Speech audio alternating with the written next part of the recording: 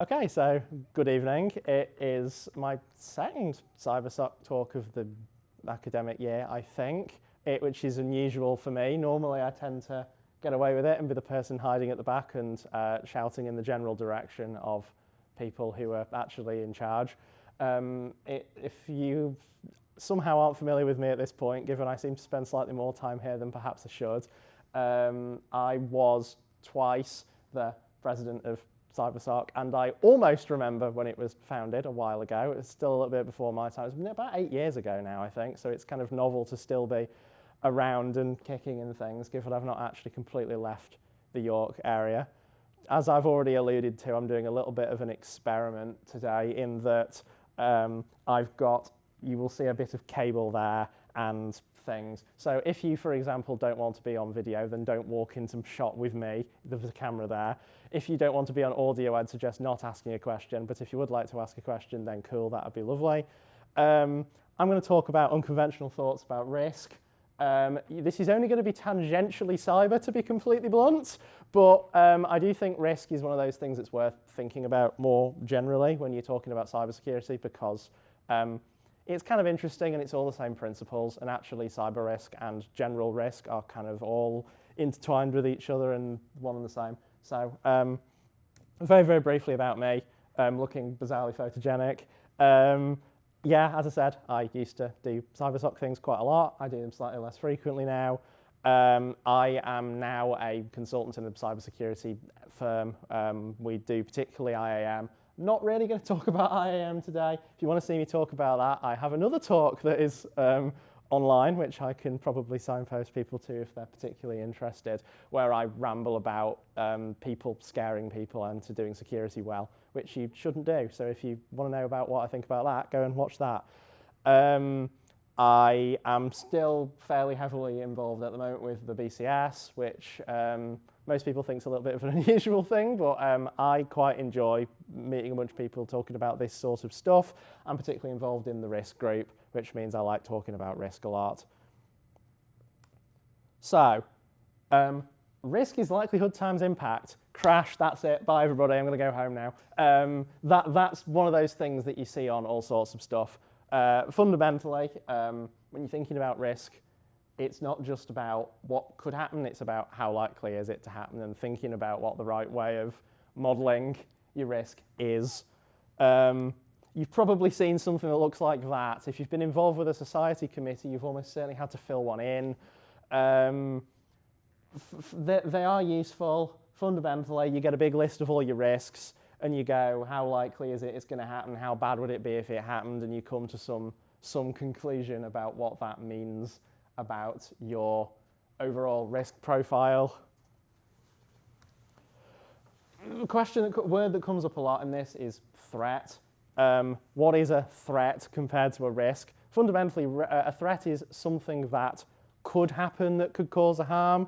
Like there's some malicious hacker trying to break into your system, or if we go out of cyber world a minute, there's high winds or the road's damaged or something like that. Those are threats. The point at which they become a risk is when you evaluate them in terms of that likelihood impact equation, and you go, okay, so it's not just there's a hacker, but let's think about what the risk is associated with that threat. So your system's patched, so actually the likelihood of that hacker getting in is quite low. But if they did get in, the impact would still be pretty high. So maybe that lands somewhere in your middle category, depending on how you want to draw your boundaries. Okay, we've got high winds. Your roof could blow away, but actually there's nothing expensive in there, and actually the roof's quite strong, so it's probably neither likely nor of high impact. Okay, well that's probably somewhere down there. That's cool. The roads are damaged, lots of potholes, lots of damage. It's probably quite likely in this country that you're going to hit a pothole. It's probably going to damage your wheel alignment or whatever. So actually, it's going to be up here somewhere. So where did this talk come from? As I was alluding to, as people were on the way in, I found myself in an airport recently. Occasionally, I have to travel with work, and I'd gone through airport security, which is always a bit painful, and I was thinking, so airport security is kind of weird, right? it's kind of the only, okay, other than concerts and whatever, right? But overall, it's kind of the only thing that people tend to do frequently or semi-frequently, where you kind of have to do his whole security song and dance. And the question that came to me is, I go on the train up and down to London quite often, and people don't scan my bags to get on the train, but actually, perhaps the risk is quite similar in a lot of ways. So why is that? Airport security looks like this. It's all like going through scanners and people telling you what fluids you're allowed and things. Train security looks a little bit like that. Maybe there's a barrier sometimes. Maybe there's police sometimes. That's kind of about it, which I kind of was thinking, sat with a very delayed plane. This is kind of weird, right? Because intuitively, I understand why planes are secure environments. I'm not going to labour that point too much. But to a certain point, why aren't trains is a kind of interesting question. So I started thinking, is it about regulation and how trained people are in those environments in terms of like how safe you have to be? Well, it's not really. There's like more legislation that I could possibly talk about. This is not a law lecture about how unbelievably regulated trains and planes are. There's the Office for Rail and Road, there's the Civil Aviation Authority. You tend to need a couple of years of training in order to operate one of these large machineries. There's investigation branch. I'm going to draw your attention to the facts that the rail one is the rail accident branch and the plane one is the air accidents branch. That upset me when I noticed it. I don't really know why.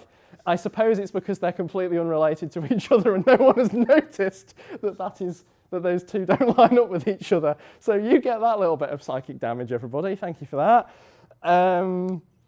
Is it about impact? They're both pretty safe, actually. You've probably all seen the statistic of how unbelievably more likely it is you have an accident in a car than you do in basically any other way of traveling. So actually, overall, planes are really safe. That's a very, very small number. You're probably not ever going to have an accident on a plane. I may be picking the wrong couple of months to say that planes are unbelievably safe if you've been watching the news, but we're going to just gloss over that today a little bit. The main point is, actually, when you look at that fatality rate per billion kilometres, almost all of it is light aircraft, people in tiny little planes, like 2 people flying as a kind of hobbyist, is the vast majority, primarily because they're unbelievably less experienced and there's a huge amount less machinery and safety stuff around it. So actually the vast majority of those are like hobbyists and individuals, which pulls the number up a little bit. When looking at trains, actually almost all train fatalities are people associated with trains, and it's mostly level crossings. People are surprisingly good at parking the cars or breaking down on level crossings. I don't really know why, but they are. So that number's a fair bit higher. It's actually orders of magnitude higher, but it's still really, really small. The main thing to think about, though, is that we're talking about this in fatality rate per billion kilometres. You'll notice maybe a bit of a bias in that data, which is that one plane with hundreds of people on it flies like thousands of miles. So like the scale is a little bit biased against cars. Also, notably, we've already said people have to train years to fly planes and drive trains. They kind of don't to drive a car. Okay, you might well need to if you're not very good. But overall, like it tends to take people, say, less than a year to learn to drive, and you can do it a little bit more casually than you can do it for a plane, say. Having said that, the point I'm driving at here is it's not really about impact either, because actually the safety environment is already really solid around trains and planes, but yet planes are a lot more secure. So what's gone on there? The main risks to consider from a safety perspective are there could be a mechanical failure, but actually there's loads and loads of people looking at these things. It's already quite safe from that perspective. You have people like Ian Bates, if you're a computer scientist, who is very involved with aviation safety already, and that's quite an interesting conversation to have with him at some point. You could well be operator failure, but actually operator failure is unbelievably rare in the plane and train environment. So the thing that I can't avoid talking about here is, okay, we're modelling against attacks here. That's what we're saying when we have airport security and stuff. So, like, having said that, why are we so much more concerned about planes than we are trains if we're thinking about attacks? Because fundamentally, you might actually have more people on a train than you do a plane, depending on it, if you're talking about one journey. The kind of symbolic value in terms of like, well, they're both like critical infrastructure, they're both like people traveling around the country and whatever. They feel quite like they're similarly symbolic targets. And actually, if you heard about an attack on either one of those in the public, you'd probably be like similarly nervous. So like, what's the actual difference here that means that one of them is really secure and the other isn't? Partly it's about perceived risk, i.e. people tend to feel less safe on planes because it's when they do a bit less frequently and they're kind of a bit innately a bit scarier because it's flying about like. So people want to feel that there's a kind of a level of security going into this. So some of it is, well, you've gone through a big security barrier. Well, I feel really safe now because I've had to go through this whole ordeal, and so is anybody dangerous. So that kind of helps. But actually, we do more of this on trains than you might initially think about. If you've gone anywhere and you've heard see it, say it, sorted, you know that you are constantly reminded to be looking out for suspicious packages and suspicious people and whatever. So actually, we do this more on trains than you might first think about. It's just a little bit more subtle than it is going through a security checkpoint. Some of it's cost of failure. If a train has some sort of incident of any variety, and we'll include attacks in that, there's kind of more trains, like there's loads and loads of going the same routes all the time, which means you can often like deal with that as a problem. There's like other tracks, you can do lots of stuff about that. Plane travel is unbelievably optimized. We've reached a point where if one plane is a bit late, that tends to cascade through the whole day and cause lots of other problems. And you end up loading lots and lots of people, lots and lots of money. The other thing as well is that flights are often international, which means people have also quite often got hotel bookings and connecting flights and things like that. If you miss your connecting train, there tends to be a, oh yeah, well you can get another train and we're going to let that ticket be valid. Often with planes, it turns into a bit of a, oh, well, we have to start compensating and we're going to have to charter a flight especially to deal with all the people who are delayed, and it starts stacking up really, really quickly. So actually the cost of failure is kind of massive. So like, actually, you get that's one of the main things in terms of cost stacking up. And also like a lot of the main kind of panic scenarios are avoidable through the overall airport security process in terms of the general security posture, in terms of like people are more aware of suspicious stuff and you generally just sort of like deter these sorts of things by the fact that everything's all kind of big and scary in airport security. So a lot of that is avoidable, but also like a lot of miscellaneous security risks, like things that might cause you to have to stop your train for a bit, you actually completely filter out with the airport security process because it's like you're not really allowed to take loads of liquids, you're not allowed to put batteries in your hold luggage in case it sets on fire and it's in the hold. So actually, and as well, you kind of avoid a lot of the like minor punch-ups and things that might well happen on a train because you're kind of like stuck in your seat to a certain point, especially if you do the flight I did over to Dublin. You basically get about 10 minutes in the air where they ask you, where they tell you can stand up, because you basically go like up, up, up, up, up, up. You're at like height for a few minutes, and then you're kind of going back down again because you only have to clear the RSC. So as a result of that, you actually have like quite a limited opportunity for people to go and have a bus stop, which means that sort of reason you might be delayed or have a security problem as well is also just kind of naturally mitigated by the fact that planes are a bit weird. So, like, actually, that doesn't necessarily answer doesn't totally answer the question. It's maybe a little bit of the reason, but it doesn't totally answer it. The interesting thing, which maybe when you thought about this for slightly longer is actually relatively obvious, is the point of no return. When you're on a train, trains travel pretty fast, and it takes them a little while to stop. Like when you're approaching a platform where the train's going to stop, it started braking miles ago. So actually, like the point of no return is non-trivial on a train.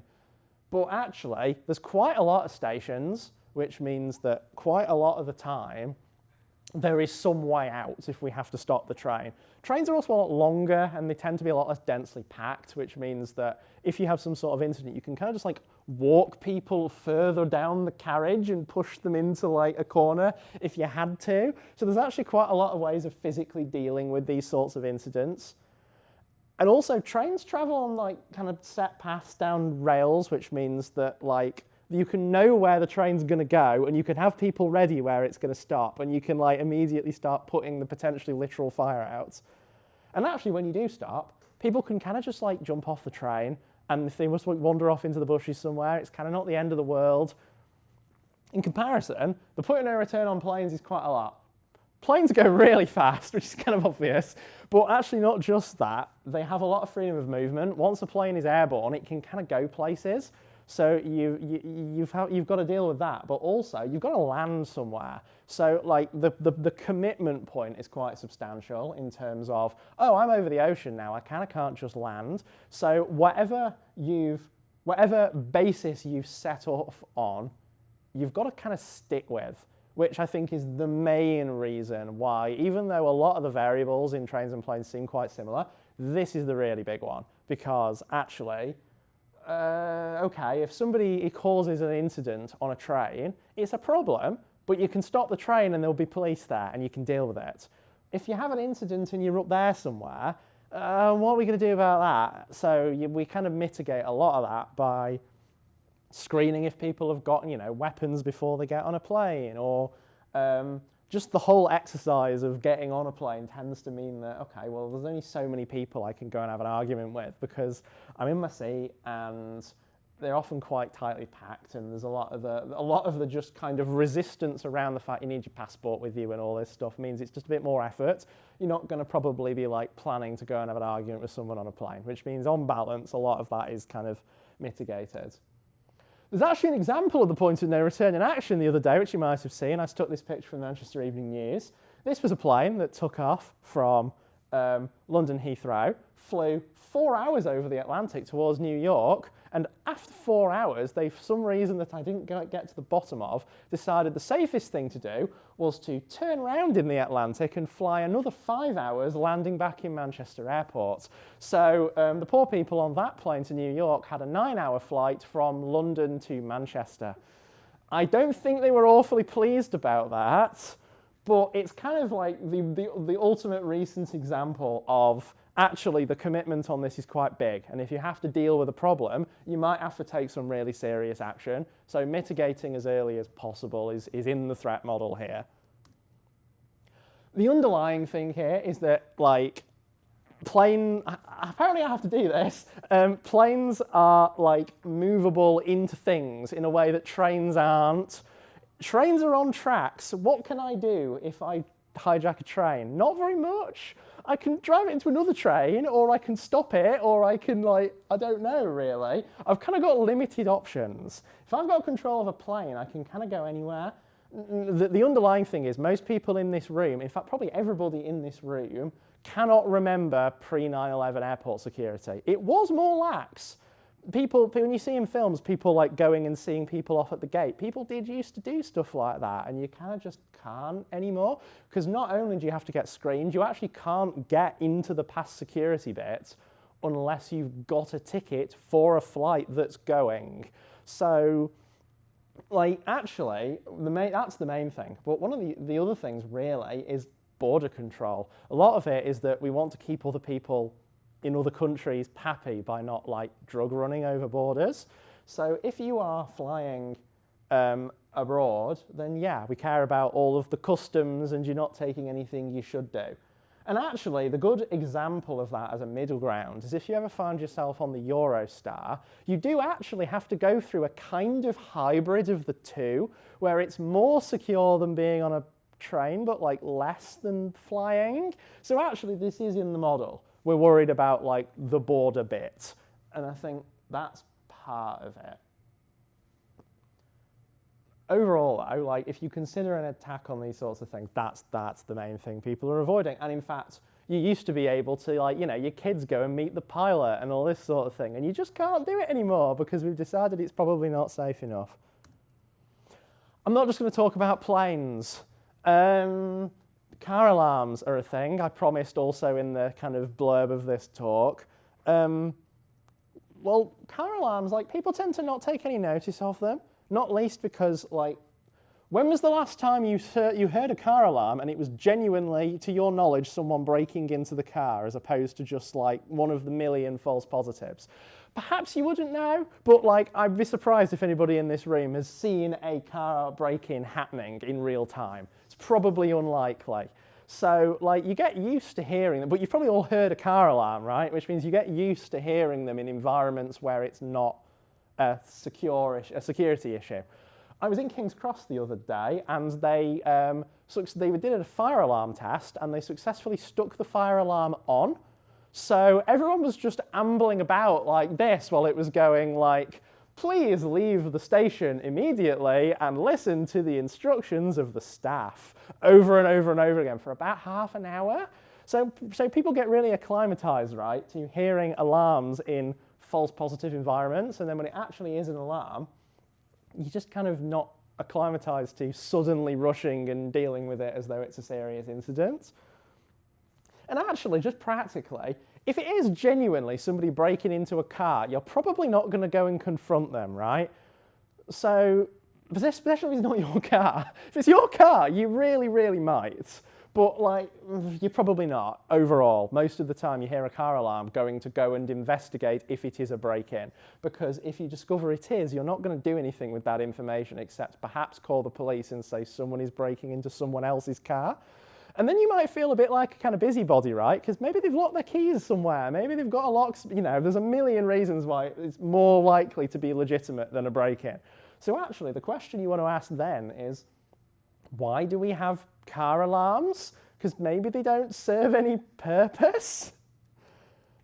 And you get the security fatigue stuff. I've jumped ahead of myself a little bit there. But actually, I can tie this back into cyber kicking and screaming, which is that not only do we talk about hearing a car alarm a bunch of times, but actually, if you've been somewhere where you have to reset your password all the time, it's actually a similar idea. You get used to setting shoddy passwords because well, if I have to change a password every, say, 90 days, what people tend to do is something like insecure password 1, insecure password 2, insecure password 3, so on and so on and so on and so on. Nobody admit to that on a recording, but people do, right? So actually, as it turns out, there are alternatives to this, but I'm going to try to jump ahead.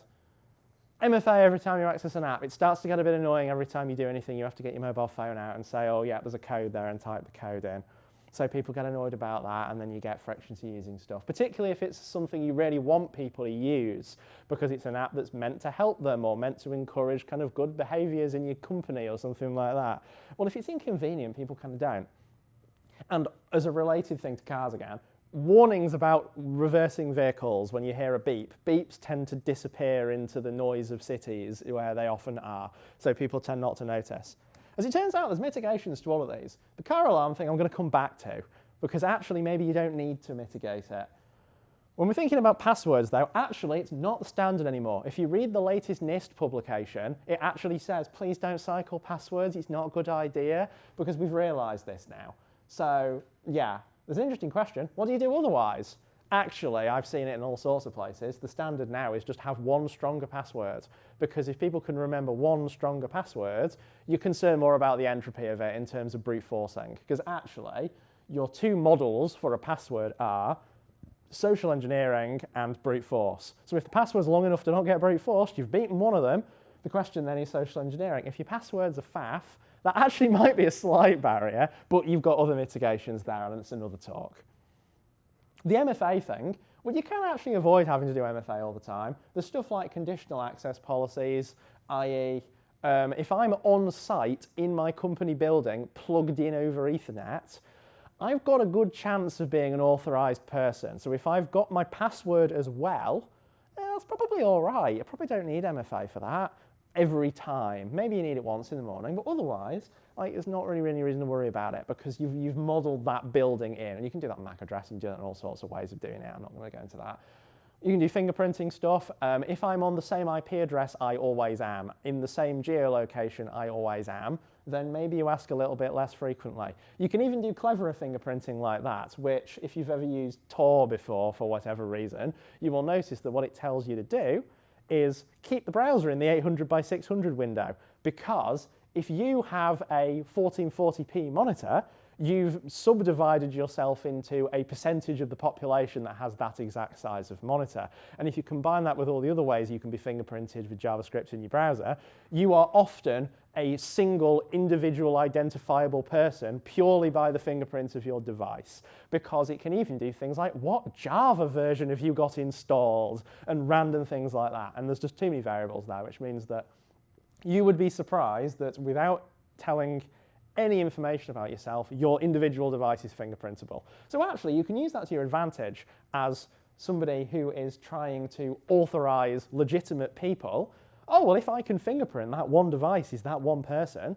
If it's the same device, it's probably the same person, actually, and you can make reasonable determinations here. You know, if I'm about to access the company finances, maybe let's be a little bit more careful. But in general, if I'm just logging in, let's not get overexcited. And actually, when it comes to the reversing vehicles thing, they're often not beeps anymore. You've probably heard things like white noise, like, and then a voice that goes like, this vehicle is reversing. You've probably heard that in the last couple of years. And actually, your brain's much better at picking out speech than it is picking out the millionth beep you can hear in a city. So we've got quite good at that as well in terms of just generally thinking about security fatigue stuff. And the Health and Safety Executive has a million guidelines I'm not going to talk about generally de-risking, reversing a vehicle, like you should have somebody standing and pointing and checking there's not someone standing behind the vehicle. Or like actually cleverer stuff than that, like nice sensors and stuff that can tell if there's like radar and all this sort of thing, if there's someone nearby and maybe you should not. And you can actually make that fail-safe, like if it detects something, it won't let you accelerate, and all sorts of clever stuff, which means you don't have to worry about the security fatigue problem of like, oh, I'm hearing the millionth beep today, I'm hearing the millionth car alarm today. But car alarms, as I said, well, do we have to mitigate them? They might occasionally do their job. One of the main things they are is deterrent. If I want to break into a car at 3 o'clock in the morning, I've got a good chance of a nosy neighbour at least looking out the window when they hear a car alarm, because they're probably a bit annoyed you've woken them up. And that might be enough as a deterrent. In terms of like, if a car's on the front of your house, that's probably plenty, because if you hear your car alarm going off, you might well look out the window and see someone is trying to break into your car. Maybe that is genuinely all it has to do. And people just want to feel that they're safe, right? Which means the car having an alarm is like a baseline minimum that people expect. If your car doesn't have a car alarm, you're kind of inclined to go, is that really secure enough? Like, I can just buy that car that does have one. It feels a little bit like in that market, there's no reason not to have one, is actually part of it. But actually, it's an overall piece of security theatre in terms of people want to be reassured that there's safety there. So, okay, there's an alarm, that's important.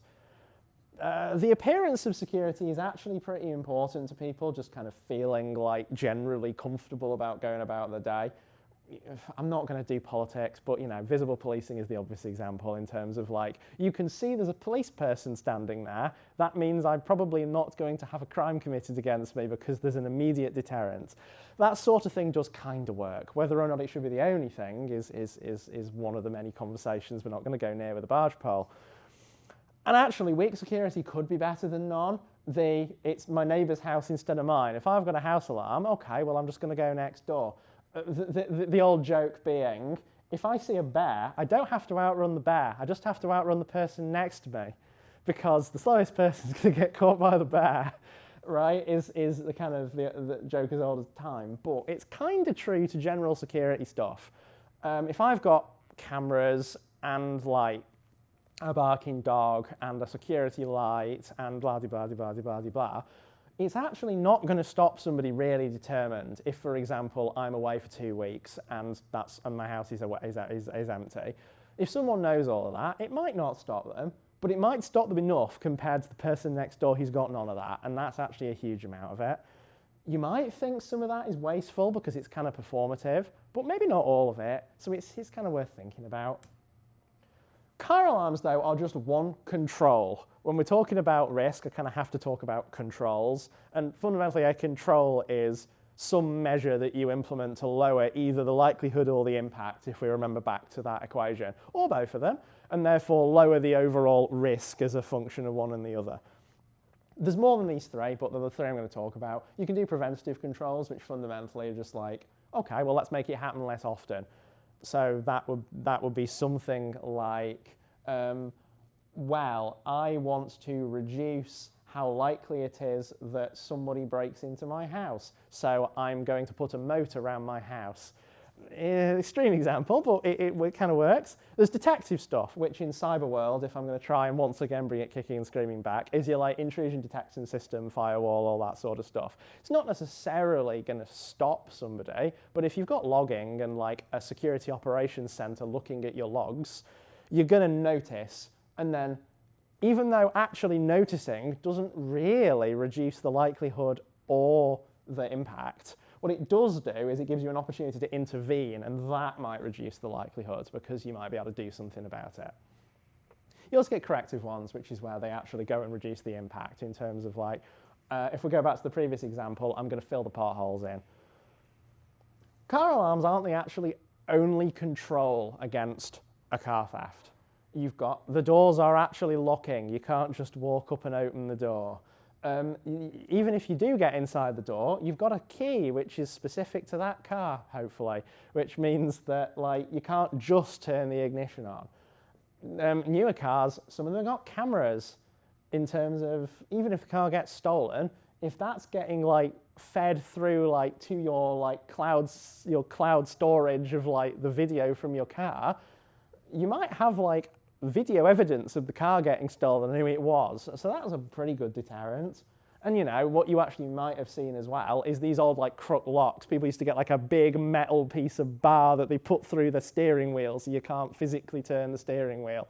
People do still do that a bit. I don't know if anybody does, but I've seen it. One of my neighbours has, he's got a nice old Jag actually, which presumably has got terrible security otherwise, so he's got a massive lock through it.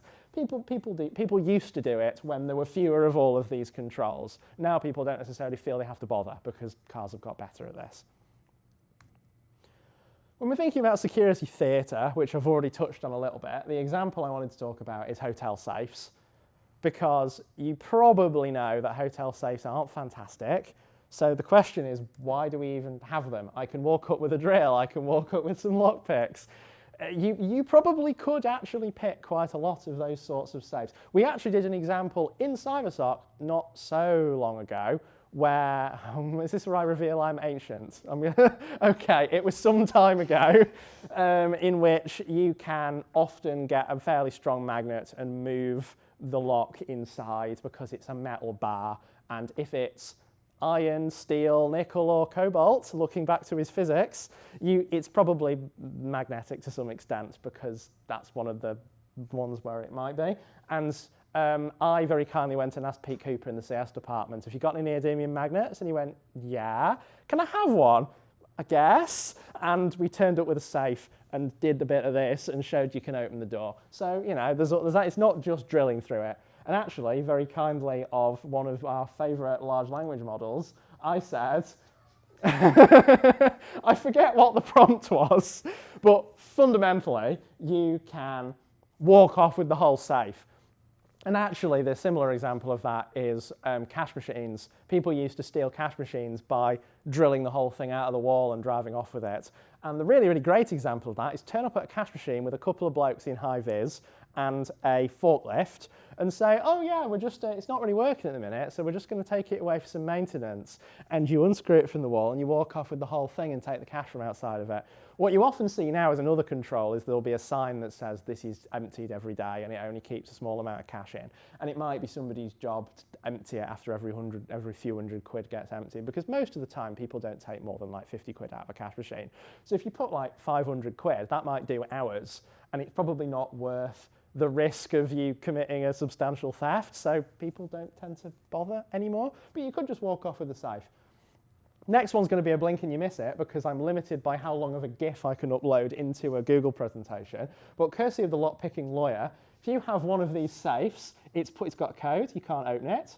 Put the wrong code in, you can't open it. But if you press the lock button twice, you go into super user mode, and then you can press the often preset 999999, and nicely the safe will open for you.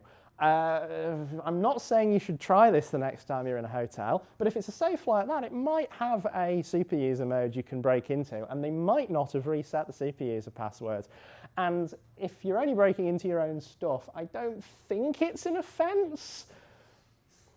I'm not going to give a legal answer on that. I'm not a lawyer. Do your own research. Talk to a solicitor before you start breaking into safes. But actually, hotel safes are a little bit more theatre than security, but they're not useless. One of the things they do is deterrence. Actually, let's model this out. What's the attack on a hotel safe? Almost exclusively, it's somebody who works in the hotel. It's insider threat. Overall, there's quite a lot of security before you get into somebody's hotel room. There's probably a physical concierge or something. In a lot of hotels, you actually have to card your way in, which means you might into the front door of the hotel. I mean, as it turns out, you might be checking in, which means if you buzz, they'll let you in, right? So it's slightly pointless, but there's at least that. In the hotel I was in Dublin, you have to use your card to get into the lift, and there's actually not stairs into any of the things apart from downwards for fire-related reasons. You need a card to get into the rooms, and they tend to be relatively secure. I was in a hotel in London in July last year, and they weren't able to program my door properly because it had just been the big CrowdStrike incident, and apparently that was their endpoint security on the hotel doors, so they could not work out how to program my card for me, so that was a bit upsetting. So what actually happened is for about the next 2 hours, a person would come upstairs with this physical massive reprogramming machine they seem to have and faff about with my door for 20 minutes and then disappear, and then 2 more people arrived and then they left, and then another 2 different people arrived, and eventually they programmed a card for me. But where was I going with that? Anyway, the point is, you've had to go through some levels of security before you get into someone's hotel room. If you've got into someone's hotel room, it's probably because you're meant to be there to some extent. So we're talking about insider threat here. Mostly that's opportunists. If you leave your wads of 20s on the side or something, somebody, don't look at me like that. Somebody might just walk off with them, right, while they're cleaning the hotel room. They don't tend to, because the reality is you'd probably get caught after one theft because it'll get reported, and then you might get sacked, or then you might call the police. So actually, you're probably not going to do it unless you really think you can get away with it, which isn't probably going to happen. But you can deter that initial thing by just being a locked safe. They might not know the CPU user password themselves unless they are the hotel manager. So you've kind of limited your attack surface there. Partially, it's actually liability protection. It's that if you have something nicked out your room and the hotel gets to say, did you use the safe? And your answer is no. Well, they might just be able to say, well, it's kind of your fault, isn't it, mate? You should have locked it, which, is not a great answer. But particularly from an insurance perspective, it's enough of an answer, which is part of it. But overall, cost-benefit, how strong does the safe have to be when you're only really talking about a handful of insiders?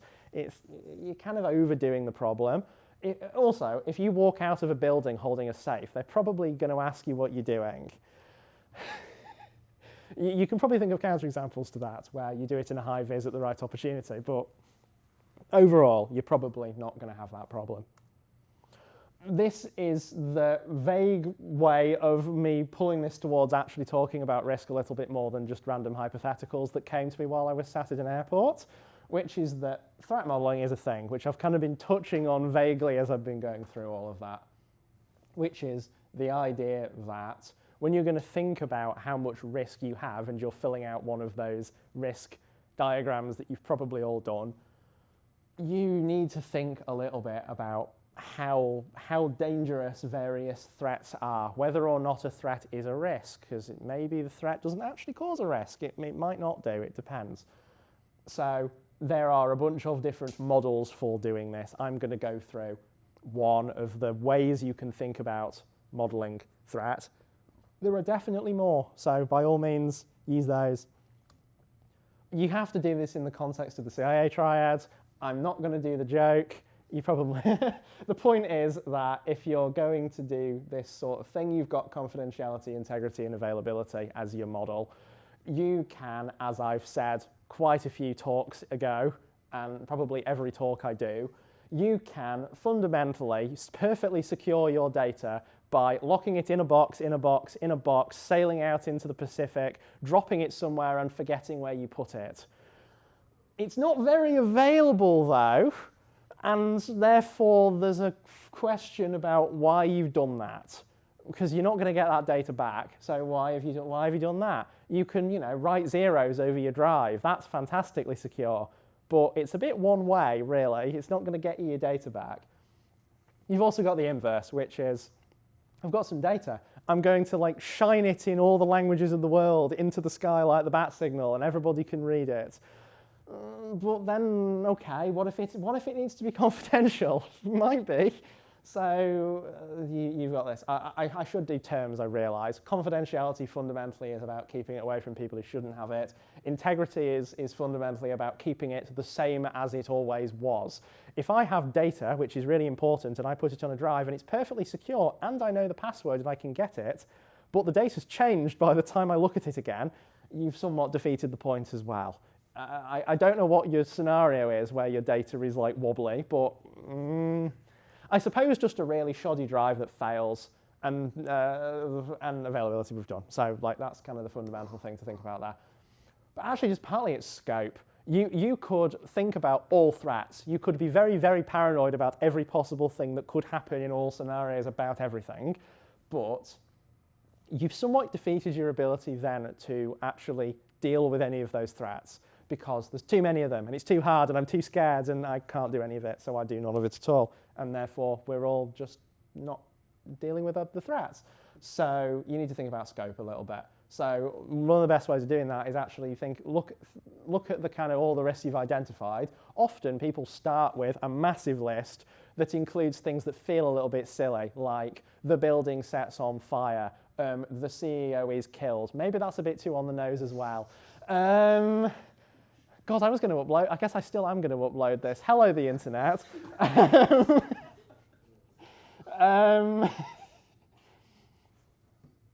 So you think about stuff that's likely. You also think about stuff that's high impact, right? So you list all the possible things that could happen, and then you make reasonable determinations about how likely they are and how high impact they are. And there are scales for doing this, from 1 to 10. There's 1 to 3. There's high, medium, low. There's more than I can possibly list. There's loads of them, and there's actually nice ways of doing that in a relatively structured way. I'm not going to go too deep into it. You might just want to think practically about mission critical stuff, which is all a bit corporate, but you kind of know what I mean. Stuff that if it breaks, it's going to be a problem to what your fundamental purpose is as an organization. And think a little bit about boundaries in terms of, actually, if almost everything is a bit cloudy now, people don't tend to have a server rack in their office very much anymore. So actually, where is your practical boundary for your operating environment if you've got things in AWS and Azure and whatever? Often they let you pen test this stuff if you'd like, but often you can do a little bit of risk sharing here, and you can say, well, actually Google are quite good at this, so I'm going to put my stuff on Google and they're probably going to secure it. I have a Google Drive. I don't encrypt every file I store in my Google Drive because I assume they're probably not going to get leaked. There are a handful of things where I actually do, but actually that's a really bizarre threat model and most people don't need to do that. Think about architecture. This is the bit I like doing day to day for a living. Understand systems, understand what's in your estate. You can think about scope and what's the boundary, but actually what's in it, what systems have you got, what applications have you got, what endpoints have you got, physical and digital, where are the doors, who's physically in the building, all of that sort of stuff. Identifying just the actual infrastructure in terms of what's running. That can be physical infrastructure, it can be technical infrastructure. And understanding dependencies. If there's something that's doesn't seem very important, but actually it's a key dependency for something really important, you've kind of got to trace that the whole way along and treat it as important as the thing that it's integral to. It's the XKCD comic I realise I should have included that is just all the world's critical national infrastructure and a tiny little box at the bottom, and it's a project maintained by one man in Nebraska. This very easily happens. A huge amount of supply chain attacks now are people use open source software they don't really understand. Can you seriously tell me that most of the open source software on your computer, you've inspected the source code yourself, and you can evaluate the extent to which that is an integral piece of software and a secure piece of software? You probably can't. I'm not really convinced that most people understand, for example, how the Linux kernel works, and that's probably running on your mobile phone in some format or another. Might not be on, I don't actually know much about Mac architecture, I'm not going to go near that. But fundamentally, there are dependencies everywhere, so understanding what the key ones are is quite important. And actually a subtle one, document processes. A surprising amount of your architecture of all the stuff you're interested in a cyber physical system or just a cyber system is people doing stuff. It's not just systems happening, it's you would be surprised how many large companies you deal with, the way they onboard somebody to Active Directory is somebody logs into Active Directory with their Active Directory password and clicks create account and types the details in. It's kind of not completely ridiculous. I mean, I for a living do giving people nice automated ways of doing all this sort of stuff as people move around companies and collect entitlements, and you want to try and avoid that stuff. But actually, let's be more realistic and say there's all sorts of processes where, you know, maybe in order to get access to a certain privileged thing, I need to fill in a service desk ticket. What happens if everybody on the service desk is ill and then I need access to the finance system because the tax year is about to end and my access has lapsed and I can't get it and we need to find out who can go in and get access? That could be quite critical. Those sorts of things as well. I am going to talk about just the one model because it's easier. In terms of identifying threats, one of those is STRIDE for cyber-related stuff, which is spoofing, tampering, repudiation, information disclosure, denial of service, and elevation of privilege. Hence, nice acronym. This is a table I lifted nice off Wikipedia. Didn't have a reference, so I imagine some nice Wikipedian has written this table. Fundamentally, you have a bunch of threats, and there are desired properties to have to mitigate those threats, which is that spoofing is about pretending to be something that you're not, and authenticity is the magic one for that. We like doing that in crypto world with keys. I can sign something with my private key only I've got, and you can like say, well, that was me. And actually related to that is the repudiation one. Proving that it was somebody in particular, pinning the blame theoretically on somebody, is actually quite hard. Attribution is a hard problem, as I've done whole talks on before. And the same thing that happens with the keys thing is, well, if it's authentically me with my private key, I also can't say it wasn't me because it must have been me. And actually that's quite useful for some practical cryptography purposes. Overall, tampering and keeping things generally kind of integral and not falling over and your disk not failing and people not leaking stuff and those sorts of things are all worth thinking about. This is a nice model for most of the ways that you're going to have a cyber attack in reality. The vast majority of things these days are social engineering related or supply chain 5 miles away from what you were doing, where there's a piece of software that's dependent on a piece of software that's dependent on a piece of software, and there's a bug in that one, and therefore the whole thing unrolls really badly.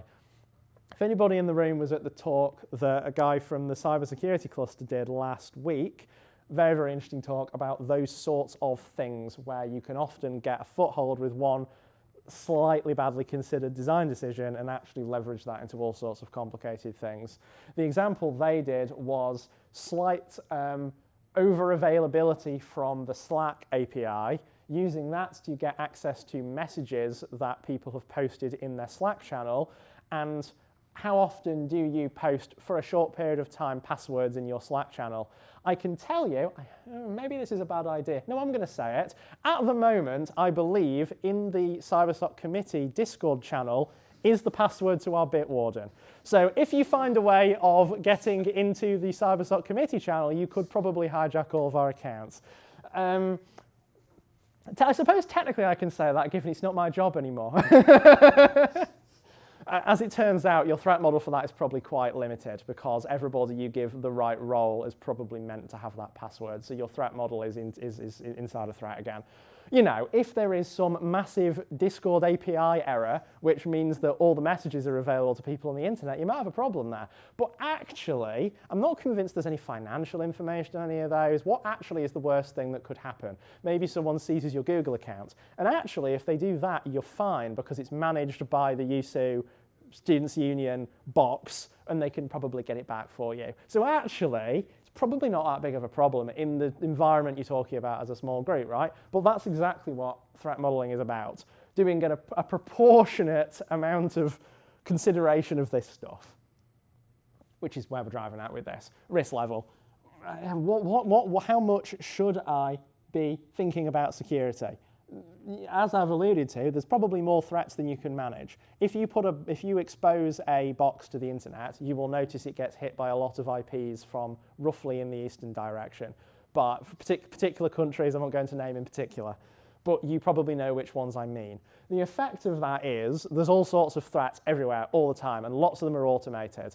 And there are loads of examples of things like AI automated clever stuff that can start doing, like, building complex attacks on its own, because actually complex attacks is often just about a scale problem or a kind of time problem. And if you can, like, make a computer go and do it lots of times for you, that's fundamentally what brute forcing a password is, right? You try loads and loads of things and see if one of them works. So with that many threats everywhere all the time, you have to make reasonable decisions about what are my priority threats and deal with those first. You've also got to think about what controls you can put in your environment. How much control should you be putting in? Given your risk matrix, what controls should you do? Do you have a threshold where a risk is acceptable? Big asterisk, whole talk on its own. There are certainly people that will tell you there is no such thing as risk acceptance. It's a complicated question. Most people have got a diagram that looks like that, and if they've got a risk that's here, they have to mitigate it. If it's here, they have to monitor it, and it's here, they don't do anything. But these could be real risks, that something generally could happen that would be a problem. So, like, there is some point where you have to stop, but what is accepting a risk? What does that mean? And that's really for you to decide when you're thinking about how much you care about that particular asset and what you might need to do. And you can do unconventional controls. Technically, insurance is a control. It is not always very useful. Did see an example in the news recently of a company that got hacked and did have cyber insurance. But the question is, if you get a massive payout, is it enough to deal with the fact that your entire operations have completely folded? There might not be any amount of money that can spin up your entire company again from the fact that it's had a massive ransomware attack. So your mileage may vary with insurance, but it exists. There are unconventional controls. And overall, the last point of this is validate and iterate. New threats appear, new assets appear. If you look at your business once, you get a snapshot in time of all the stuff that's important to you. And then, next day, somebody gets a new application they spin up and you're doing new stuff. So reevaluate periodically and see if things are still as important as you think they are. Maybe your single sign-on thing that you thought wasn't very important is now the single point of failure for one of your key systems because you've plugged it into your single sign-on and because that's more secure, right? And it's logical, and I'm not saying don't do that. It's much wiser. But you might want to think about load balancing. You might want to think about what your kind of failover is. In really, really hyper time-sensitive environments, I've seen examples where people have a cloud version of their single sign-on and they've got an on-premise one that's a mirror of it. And a lot of the vendors, if you throw enough money at them, will enable you to do that effectively. And you can do it. I've seen that in banking in particular, where people are very, very bothered about, well, what happens if the bank goes down for a little bit? I know someone who works in a large retail bank, and when they have outages, the number counting up of how much it costs them is quite big quite quickly, so there tend to be quite a lot of people involved. BCDR, we're going to see if I can remember my own acronym now. I think it's Business Continuity and Disaster Recovery, from what I can remember. Yes, it is. BCDR fundamentally is about what do we do if it actually does go wrong? A control in some respects is having a plan if it's already gone badly. It's not great, but it reduces the impact, right? Which means the risk is overall a bit lower. Don't rely on that on its own, but it's something.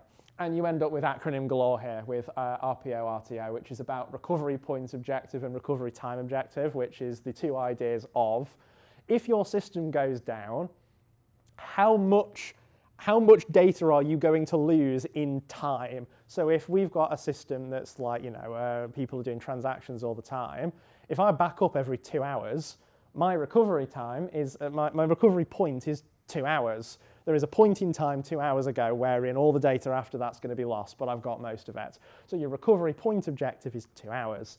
What you've got with the recovery time objective is, well, how long does it take you to get back to that point? What is the effort involved in waking your architect out of bed and saying, can you come and fix it, please, for example? And that might be 24 hours, it might be weeks, it might be never.